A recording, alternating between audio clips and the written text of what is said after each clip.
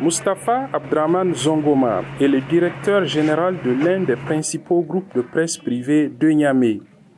Depuis les événements du 26 juillet, c'est avec beaucoup de peine qu'il arrive à faire fonctionner son média en l'absence parfois de moyens de base et aussi de rentrée de fonds. Dans la capacité de pouvoir fonctionner en continu, déjà un problème se pose.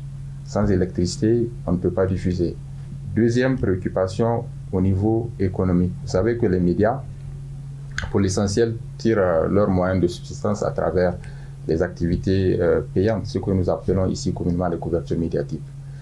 Le départ de certains partenaires a fait en sorte qu'il y a moins d'activités, moins d'ateliers, moins de séminaires, du coup moins de sollicitations des médias privés pour venir faire des prestations de services.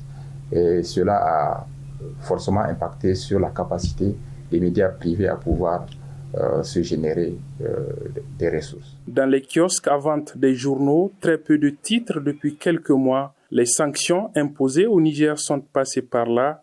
Zabeirou Souley est le président de l'Association nigérienne des éditeurs de la presse indépendante. Auparavant, avec 100 voire 125 000, vous pouvez éditer 500 exemplaires. Les prix de production ont augmenté.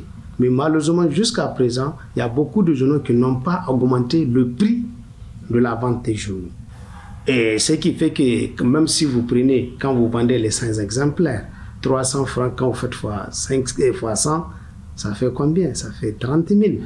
Et 30 000 ne peut même pas permettre de payer la location, de payer l'eau, l'électricité, et jusqu'à donc aller vers les impressions. La situation est très difficile. Des difficultés ressenties par les employés avec parfois des fins de mois sans salaire pour la majorité et pour les plus chanceux des paiements tardifs.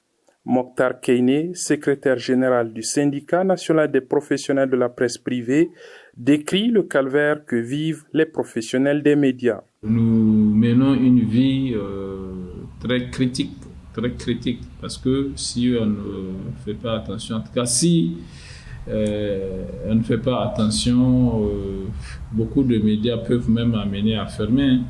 Le récent retrait du Niger de la CEDEAO pourrait compliquer davantage la situation, mais les responsables des entreprises de presse réfléchissent à des alternatives, selon Mustapha Abdraman Zongoma. Nous avons pu déjà traverser une période de crise qui est quelque peu similaire à celle-là.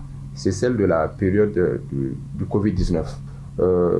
On a pu trouver des mécanismes à l'interne. Par exemple, à l'époque, on avait trouvé un mécanisme de division de charges du travail.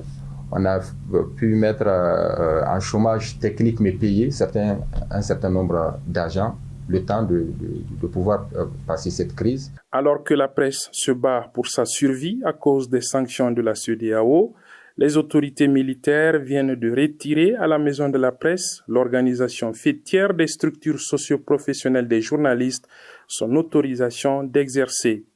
Un abus de pouvoir selon l'ONG Reporters sans frontières.